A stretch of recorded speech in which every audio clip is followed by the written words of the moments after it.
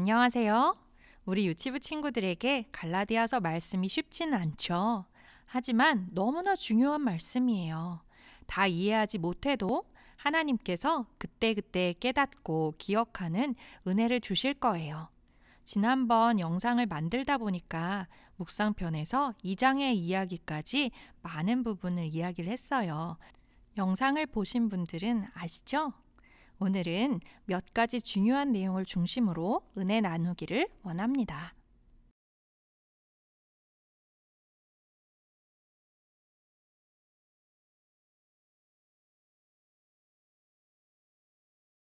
거짓 교사들과의 사이에서 진짜 문제는 메시아 안에서 당신은 어떤 존재인가 였어요. 갈라디아 교인들을 향한 바울의 호소 역시 그리스도인의 정체성과 관련이 있습니다. 우리는 전부를 잃어야 합니다. 거기에는 이전에 어떤 존재였는지에 대한 기억도 포함되죠. 우리는 새로운 기초와 함께 새로운 정체성을 받아들이고 그것에 따라 사는 법을 배워야 합니다.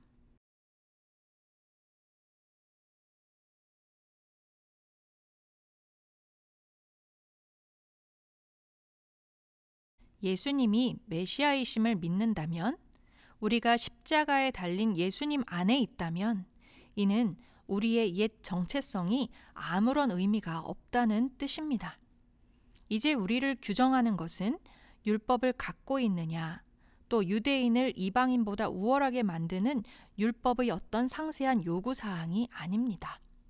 나는 율법에 대해 죽었고 하나님에 대해 살 것이다 라는 바울의 고백처럼 우리는 나 자신이 어떤 존재인지 완전히 새로운 방식으로 배워야만 하지요. 메시아에 의해 규정된 새로운 정체성을 가져야만 합니다.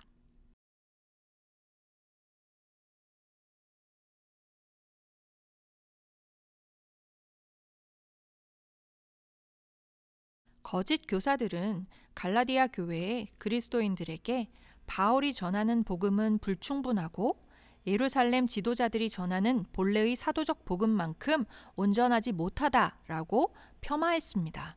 그들은 유대인이 다 그리스도인은 아니지만 그리스도인은 누구나 유대인처럼 되어야 한다고 주장했습니다.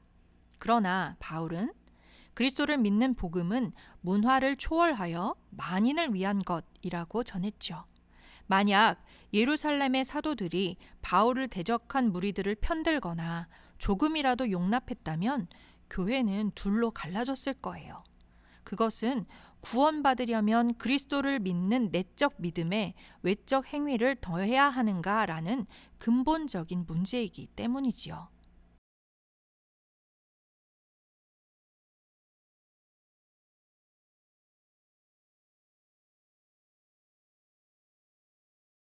바울은 할례받지 않은 헬라인인 디도와 함께 예루살렘에 갔습니다. 바울은 하나님은 외모로 취하지 아니하시는 분임을 명확하게 말합니다. 외모는 행위와 관계되고 내면은 존재에 해당합니다. 기독교의 관건은 내가 그리스도를 위해 무엇을 하느냐가 아니라 내가 그분 안에서 누구이냐에 있습니다. 이방인은 유대인의 관습이나 문화에 따르지 않고도 하나님 백성의 손색 없는 일원이 될 수 있습니다. 예루살렘 사도들이 디도를 받아들임으로써 복음에 함축되어 있는 의미가 분명하게 공식적으로 천명되었습니다.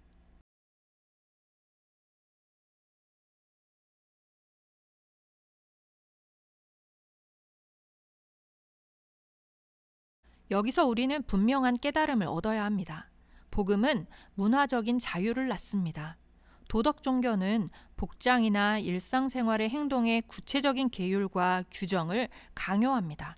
그런 방식을 따른다면 그리스도인들은 작은 문화적인 격리 구간을 만들어서 살아야 할 것입니다. 이런 태도는 편견과 불관용의 태도를 조장하게 됩니다. 복음은 정서적인 자유를 낳습니다. 하나님과의 관계가 우리의 행실을 거룩하게 유지하는 데 달려있다고 믿는다면 죄책감과 불안의 쳇바퀴에서 헤어날 길이 없습니다. 물론 그리스도인들은 거룩하게 살고자 노력해야 하지만 그것은 구원의 길이 아니라 삶의 방식입니다. 하나님의 법에 순종하는 동기가 복음의 은혜에 감사해서가 아니라면 그 사람은 노예입니다. 복음은 문화적으로나 정서적으로나 자유를 가져다 주지만 다른 복음은 모든 것을 무너뜨립니다.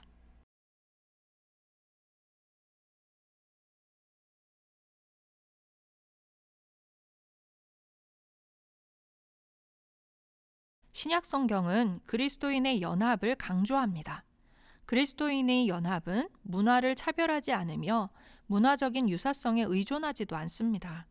바울과 사도들이 디도에게 억지로 할례를 받게 하지 않았듯이 우리도 복음의 신앙에 뭔가 더하기를 강요해서는 안 됩니다.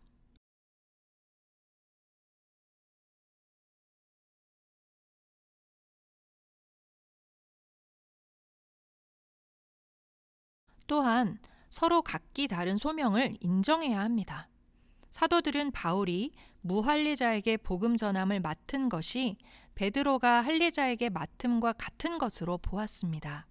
주어진 은사와 능력으로 복음을 전할 수 있는 대상 집단은 사람에 따라 다릅니다.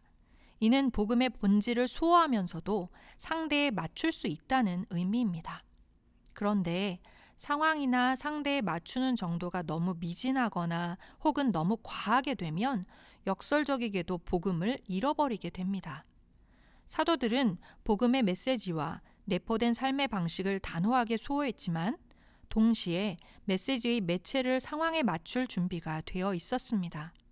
우리는 하나님이 그분의 백성으로 받아들인 사람을 밀어내서는 안 됩니다. 또한 교회는 연합을 유지하기 위해 복음을 희생해서도 안 됩니다.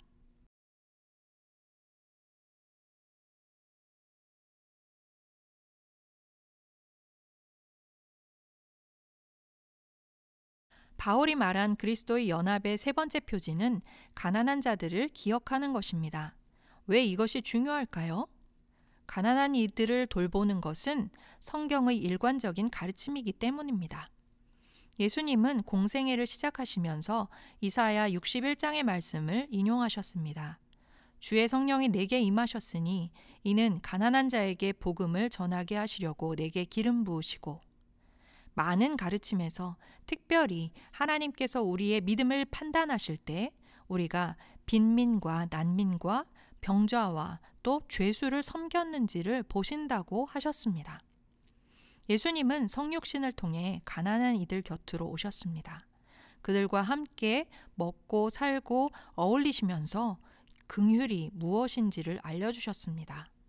그리스도인들은 가난한 이들을 돌봄으로써 서로 연합해야 합니다.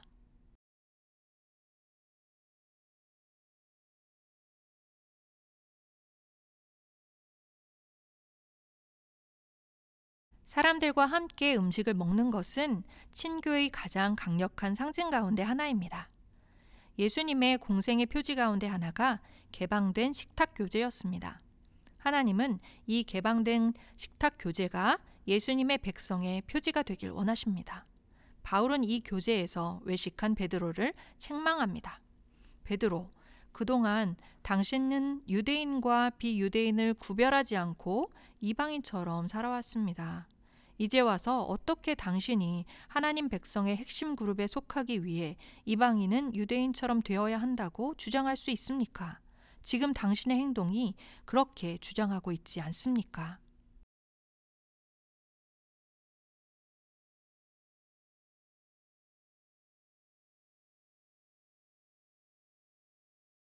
바울은 그리스도 안에 있는 모든 사람은 진정한 자기 자신이 되어야 한다고 주장합니다. 하나님 나라에서는 가면이나 화장하는 것이 필요 없습니다.